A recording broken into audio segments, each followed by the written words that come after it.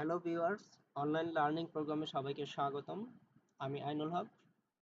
তো আজকে আমরা ষষ্ঠ শ্রেণীর গণিত বইয়ে সূত্র খুঁজি সূত্র বুঝি এই অধ্যায়ের যে অনুশীলনীর সবার শেষে যে দুইটা অঙ্ক 11 এবং 12 সমস্যার সমাধান করব।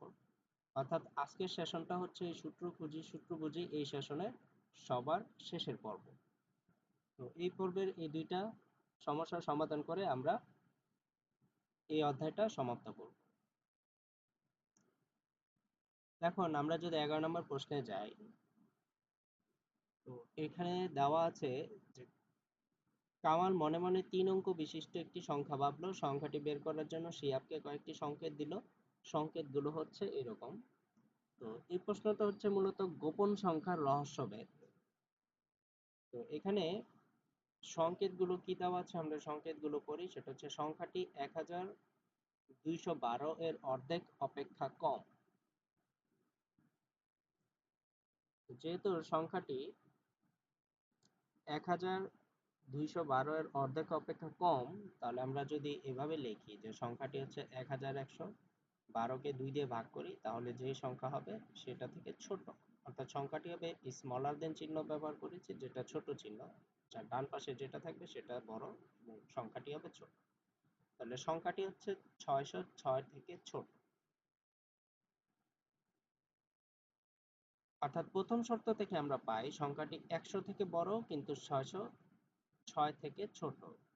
যেহেতু সংখ্যাটি 3 অঙ্ক বিশিষ্ট ছিল এবং 3 অঙ্ক বিশিষ্ট সংখ্যা 100 থেকেই শুরু হয়, তো সেই ক্ষেত্রে সংখ্যাটি 100 থেকে বড় হবে এবং 606 থেকে ছোট হবে, অর্থাৎ এর ভিতরে কোনো একটা সংখ্যা হবে। সেটা আমরা প্রথম শর্ত থেকে পাই। দ্বিতীয় শর্তে বলা আছে এটি 502 থেকে 606 এর মধ্যে অবস্থিত। তাহলে আমরা যদি দ্বিতীয় শর্ত অনুযায়ী এভাবে লিখি যে 502 থেকে বড় এবং সংখ্যাটি এবং 606 থেকে ছোট, চিহ্নের সাহায্যে যদি লিখি তাহলে এইভাবে লিখতে পারি। তৃতীয় শর্তে বলা হচ্ছে সংখ্যার অঙ্ক তিনটির সমান দৈর্ঘ্যের রেখাংশ দ্বারা ত্রিভুজ গঠন সম্ভব নয়। অর্থাৎ তৃতীয় শর্ত অনুযায়ী যদি আমি লিখি শর্তটাকে এভাবে, যে সংখ্যাটির তিনটি অঙ্কের যে কোনো দুটি অঙ্কের সমষ্টি তৃতীয় অঙ্কের সমান অথবা ছোট হতে হবে। এটা হচ্ছে শর্ত অনুযায়ী আমরা।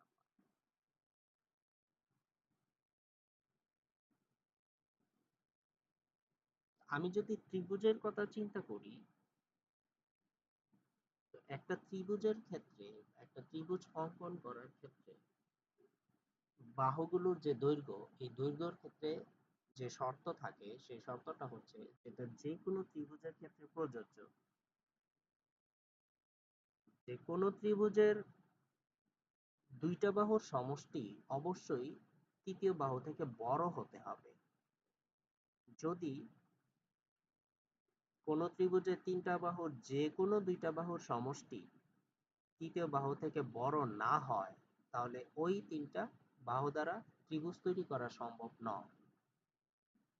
আমরা যদি তিনটা বাহু, ত্রিভুজের তিনটা বাহুর জন্য আমরা তিনটা দৈর্ঘ্য নেই আলাদা আলাদা করে, তাহলে আমাদের দৈর্ঘ্যগুলো এমন ভাবে নিতে হবে যাতে করে যে কোনো দুইটা যোগ করলে তৃতীয় বাহু থেকে বড় হয়। যদি বড় না হয়, অর্থাৎ যদি সমান হয়ে যায় অথবা ছোট হয়, অর্থাৎ যে কোনো দুইটা বাহুর যোগফল যদি তৃতীয় বাহুর সমান হয় অথবা ছোট হয়, তাহলে ত্রিভুজ তৈরি করা সম্ভব হবে না। তো এইখানে যে শর্ত দেওয়া আছে সেই শর্ত অনুযায়ী সংখ্যার অঙ্ক তিনটি সমান দৈর্ঘ্যের রেখাংশ দ্বারা যেহেতু ত্রিভুজ গঠন করা সম্ভব নয়, তো সেই ক্ষেত্রে আমাকে অবশ্যই ভাবতে হবে যে সংখ্যার অঙ্ক তিনটির যে কোনো দুইটি অঙ্কের সমষ্টি এমন হবে যেন তৃতীয় অঙ্কের সমান অথবা ছোট হয়, কোনোভাবেই বড় হওয়া যাবে না, কারণ বড় হলেই ত্রিভুজ তৈরি করা সম্ভব হবে। যেহেতু বলা হয়েছে সম্ভব নয় ত্রিভুজ তৈরি করা, তো সেক্ষেত্রে আমাকে দুটি অঙ্কের সমষ্টি তৃতীয় অঙ্কের সমান অথবা ছোট হতেই হবে। এটা হচ্ছে আমরা তৃতীয় শর্ত মতে পাই। তো তৃতীয় শর্তটা এখনই আমি অ্যাপ্লাই করব না সংখ্যার রেঞ্জ নির্ণয় করার জন্য, কারণ হচ্ছে তৃতীয় শর্ত অ্যাপ্লাই করতে গেলে এখন অনেকগুলো সংখ্যা আমি পাবো। তো সেক্ষেত্রে আমি প্রথম চতুর্থ শর্ত পড়ে দেখি যে সেখানে কি আছে। আমরা পরবর্তীতে তৃতীয় শর্ত অ্যাপ্লাই করব। তো চতুর্থ শর্ত অনুযায়ী আছে সংখ্যাটির একক স্থানীয় অঙ্ক দ্বারা একক স্থানীয় অঙ্কটাকে গুণ করলে যে সংখ্যা পাওয়া যাবে তার অঙ্কগুলোর যোগফল এর একক স্থানীয় অঙ্কটির সমান হবে।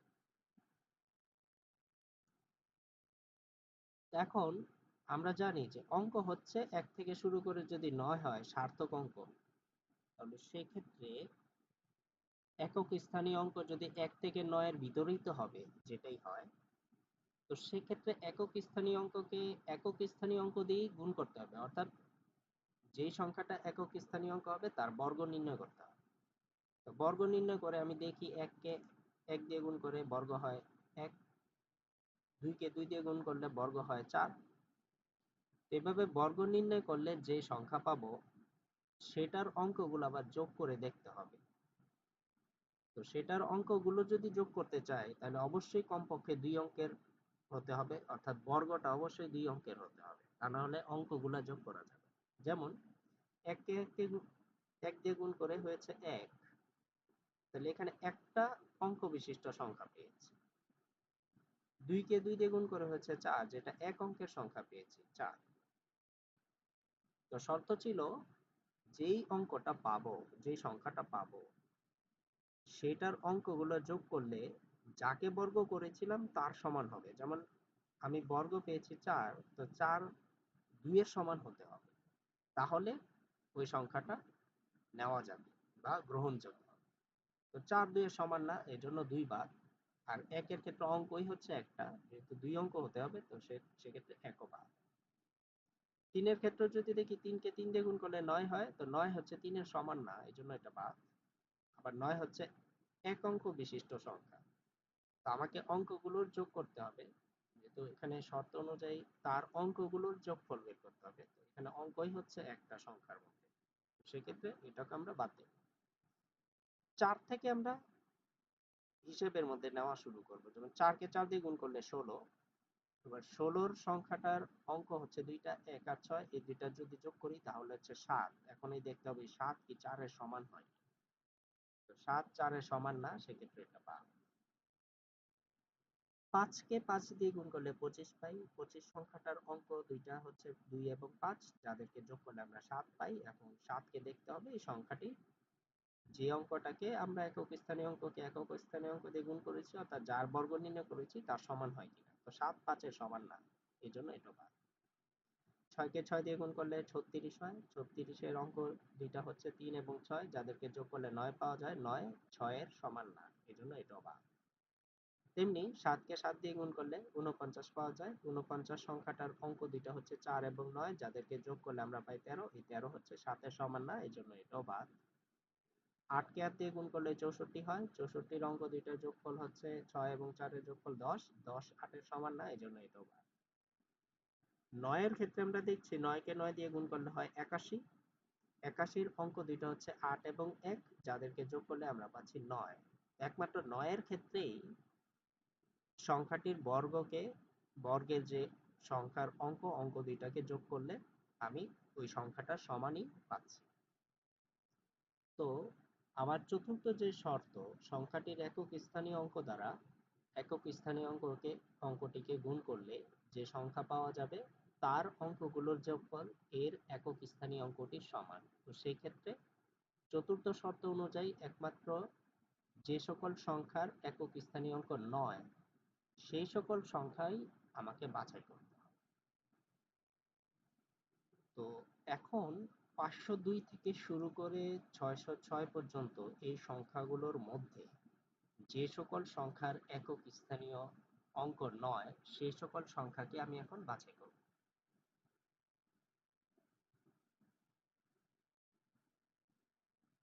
তাহলে প্রথম, দ্বিতীয় এবং চতুর্থ, আমি এখানে তৃতীয় শর্তটা বাদ দিচ্ছি, কারণ তৃতীয় শর্ত আমি পরে অ্যাপ্লাই করব। প্রথম, দ্বিতীয়, চতুর্থ শর্ত মতে সংখ্যাগুলো হতে পারে ৫০৯, ৫১৯, ৫২৯, ৫৩৯, ৫৪৯, 559, 569, 579, 589 এবং 599। এখন আমি তৃতীয় শর্ত আরোপ করব। তো চতুর্থ শর্ত অনুযায়ী আমাদের কি ছিল, যে সংখ্যাগুলোর এখানে যে সংখ্যাগুলো পেয়েছি প্রত্যেকটারই একক স্থানীয় অঙ্ক 9 আছে। এখন তৃতীয় শর্ত আরোপ করব। তৃতীয় শর্তটা হচ্ছে যে এই সংখ্যাগুলো যেহেতু 3 অঙ্ক বিশিষ্ট সংখ্যা সবগুলো, এই সংখ্যাগুলোর যে কোনো দুইটা অঙ্কের যোগফল তৃতীয় অঙ্কের সমান অথবা ছোট হতে হবে। সেক্ষেত্রে আমি দেখি যে 559, 569, 579, 589 এবং 599, এই পাঁচটা সংখ্যার ক্ষেত্রে, এই পাঁচটা 3 অঙ্ক বিশিষ্ট সংখ্যার ক্ষেত্রে তাদের যে কোনো দুইটা অঙ্ক যদি যোগ করি তাহলে সেটা তৃতীয় অঙ্ক থেকে বড় হয়ে যাচ্ছে। অর্থাৎ আমি যদি চিন্তা করি 5 কে 5 এর সাথে যোগ করলে 9 থেকে বড় হচ্ছে 10 হয়ে যাচ্ছে, আবার 5 কে 9 এর সাথে যোগ করলে 14 হচ্ছে, যেটা 5 থেকে বড়। আমি যদি এখানে এই সংখ্যার ক্ষেত্রে চিন্তা করি 5 আর 6 11 হয়, 9 থেকে বড় হয়, আবার 6 থেকে 9, 6 আর 9 যোগ করি 15 হয়, সেটা আবার 5 থেকে বড়, আবার 5 আর 9 যোগ করলে 14 হয়, সেটা আবার 6 থেকে বড়। তো এরকম এই পাঁচটা সংখ্যা হচ্ছে এইরকম টাইপের, যাদের যে কোনো দুইটা অঙ্ক যোগ করলে তৃতীয় অঙ্ক থেকে বড় হচ্ছে। তো এই পাঁচটা সংখ্যার অঙ্কগুলোকে যদি আমি বাহু বিবেচনা করি, ত্রিভুজের বাহুর দৈর্ঘ্য বিবেচনা করি, তাহলে এই পাঁচটা সংখ্যার অঙ্ক তিনটিকে বাহু বিবেচনা করলে তাদের দ্বারা ত্রিভুজ তৈরি করা সম্ভব হবে। কারণ সেক্ষেত্রে যে কোনো দুইটা বাহুর যোগফল তৃতীয় বাহু থেকে বড় হবে। যেহেতু আমার তৃতীয় শর্ত ছিল সংখ্যার অঙ্ক তিনটির সমান দৈর্ঘ্যের রেখাংশ দ্বারা ত্রিভুজ গঠন করা সম্ভব নয়, তাহলে যে ক্ষেত্রে ত্রিভুজ গঠন করা সম্ভব হবে সেগুলোকে আমার বাদ দিতে হবে। অর্থাৎ আমার এমন সংখ্যাগুলোকেই বাছাই করতে হবে যাদের ক্ষেত্রে ত্রিভুজ তৈরি করা সম্ভব হবে না। এই জন্য এই পাঁচটা সংখ্যা আমি বাদ দেব।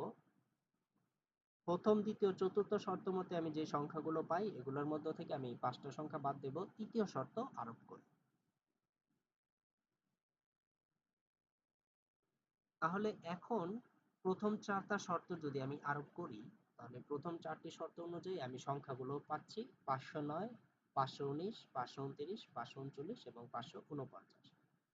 এখানে খেয়াল করার বিষয় যে আমি তৃতীয় শর্ত কেন চতুর্থ শর্তের পরে অ্যাপ্লাই করলাম, সেটা হচ্ছে আমি যদি শুধু প্রথম, দ্বিতীয় এবং তৃতীয় শর্ত অ্যাপ্লাই করতাম তাহলে আমি অনেকগুলো সংখ্যা পেতাম এবং প্রত্যেকটা সংখ্যা যাচাই করে করে আমাকে যদি দেখতে হয় তাহলে সেক্ষেত্রে অনেক সময়ের প্রয়োজন হবে। আমার এখানে টার্গেট হচ্ছে গোপন সংখ্যাটা বের করা। গোপন সংখ্যাটা বের করতে গেলে আমি সবগুলো শর্ত আরোপ করলেই হলো। কোন শর্ত আগে আরোপ করব, কোনটা পরে আরোপ করব, সেটা হচ্ছে আমার বিষয়। আমি যদি শর্তগুলো আরোপ করে সংখ্যাটা বের করি তাহলে সেটাই হচ্ছে আমার সমাধান। তাহলে এবার পঞ্চম শর্ত যদি আমি খেয়াল করি, পঞ্চম শর্ত অনুযায়ী আমাকে বলা হয়েছে সংখ্যাটির দশক ও একক স্থানীয় অঙ্ক পরস্পর সহমৌলিক হবে।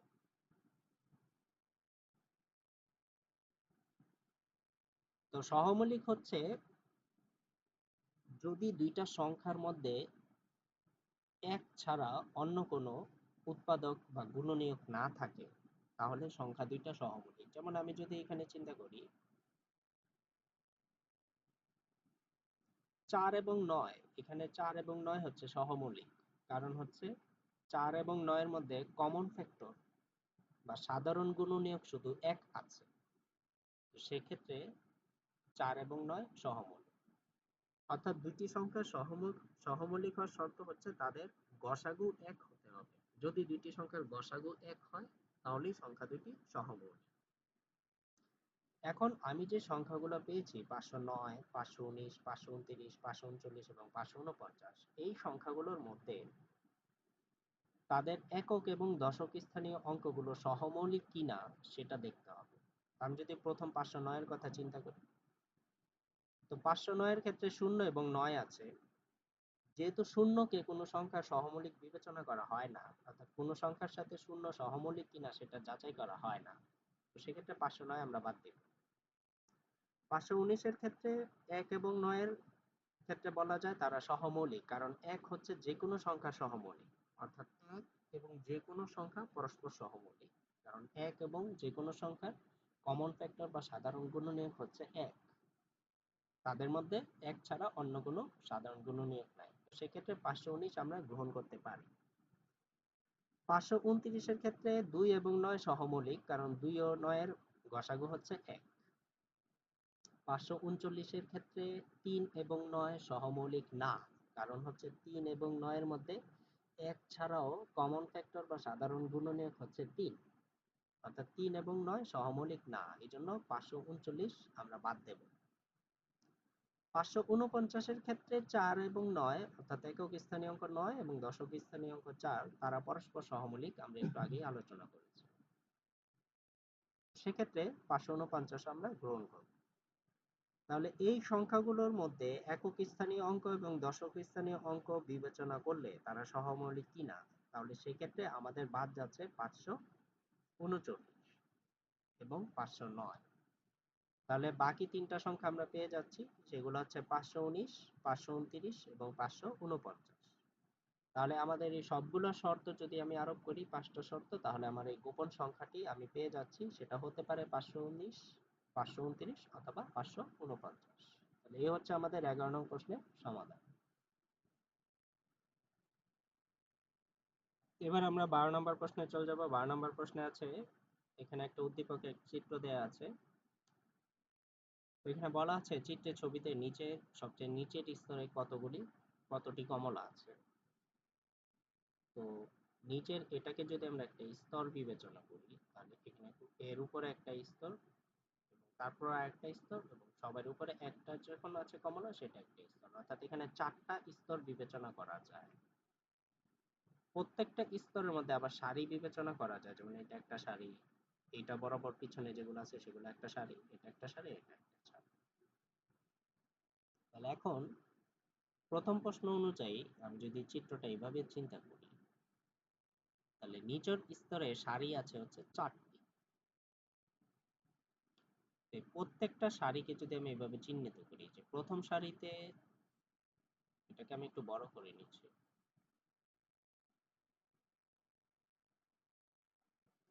এবার আমি দেখি যে প্রথম সারি যদি এভাবে চিন্তা করি, তো প্রথম সারিতে আছে 4টি, আবার দ্বিতীয় সারিতে আছে 4টি, তৃতীয় সারিতেও 4টি এবং চতুর্থ সারিতে 4টি, অর্থাৎ নিচের স্তরটা ঠিক এইরকম ভাবে আছে। এখানে যে নিচের স্তর এটা ঠিক এইরকম ভাবে আছে, ফলে একটি সারিতে যদি 4টি থাকে, তাহলে 4টি সারিতে থাকবে 4 গুণন 4 সমান সমান 16টি, অর্থাৎ সবচেয়ে নিচের স্তরে কমলা আছে 16টি। খ নম্বর প্রশ্নে এবার চলে যাই, যে ছবিতে মোট কতগুলি কমলা আছে, কতটি কমলা আছে। তাহলে এবার আমাকে প্রত্যেকটা স্তরেরই প্রত্যেকটা সারিতে যতগুলো কমলা আছে সবগুলা বের করে যোগ করতে হবে। তাহলে আমি দেখি সবচেয়ে নিচের স্তরকে যদি প্রথম স্তর বিবেচনা করি, তাহলে প্রথম স্তরে, আমরা নিচের স্তরটাকে বলছি প্রথম স্তর, তারপরটাকে দ্বিতীয় স্তর, তারপরে তৃতীয়, তারপর হচ্ছে চতুর্থ, সবার উপরেরটা হচ্ছে চতুর্থ স্তর। তাহলে সবচেয়ে নিচের স্তরকে প্রথম স্তর বিবেচনা করলে প্রথম স্তরে প্রতি সারিতে 4টি করে, 4টি সারিতে মোট কমলা আছে 16টি, যেটা আমরা ক নাম্বারেই বের করেছি। এখন দ্বিতীয় স্তরের কথা চিন্তা করব, এই যে দ্বিতীয় স্তরটা আমরা আলাদাভাবে চিত্র এঁকে দেখিয়েছি, যে দ্বিতীয় স্তরে প্রতি সারিতে 3টি সারিতে মোট কমলা আছে 3 গুণন 3 সমান 9টি।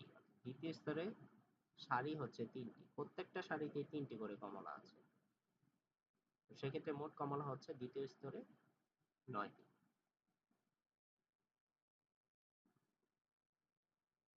এবার আমরা তৃতীয় স্তরে দেখি। তৃতীয় স্তরের যদি চিন্তা করি, তাহলে এই তৃতীয় স্তরটা আলাদাভাবে চিত্র অনুযায়ী দেখালে আমরা এরকম পাবো, যে তৃতীয় স্তরে প্রতি সারিতে 2টি সারিতে মোট কমলা আছে 2 গুণন 2 সমান সমান 4টি। এখানে সারিও 2টা এবং প্রত্যেকটা সারিতে 2টি করেই কমলা আছে, তাহলে মোট কমলা হচ্ছে তৃতীয় স্তরে 4টি। আর চতুর্থ স্তরে আমরা দেখতেই পাচ্ছি একটি কমলা আছে। চতুর্থ স্তরের সবচেয়ে উপরের স্তরে কমলা আছে একটি। তাহলে এখন প্রথম স্তর, দ্বিতীয় স্তর, তৃতীয় স্তর এবং চতুর্থ স্তরে মোট যতগুলো কমলা আছে সবগুলো যদি আমি যোগ করি, তাহলে ছবিতে মোট কতগুলো কমলা আছে সেটা বের হবে। তো সেই ক্ষেত্রে 16, 9, 4 এবং 1 যোগ করলে 30টি হবে।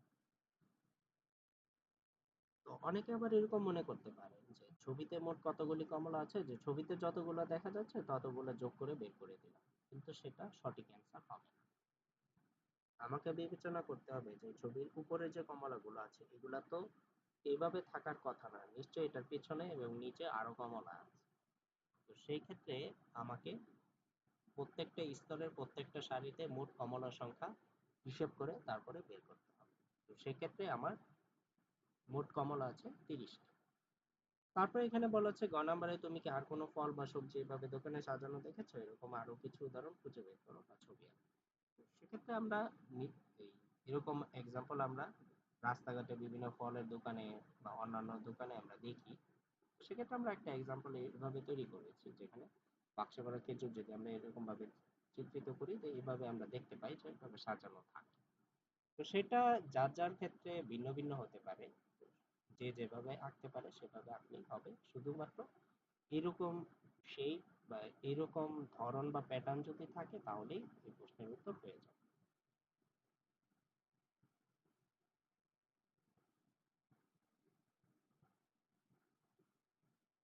তো এই হচ্ছে আমাদের 11 এবং 12 প্রশ্নের সমাধান। তো আজকের সেশন এইটুকুই। তো ধন্যবাদ সবাইকে আজকের সেশনে অংশগ্রহণ করার জন্য।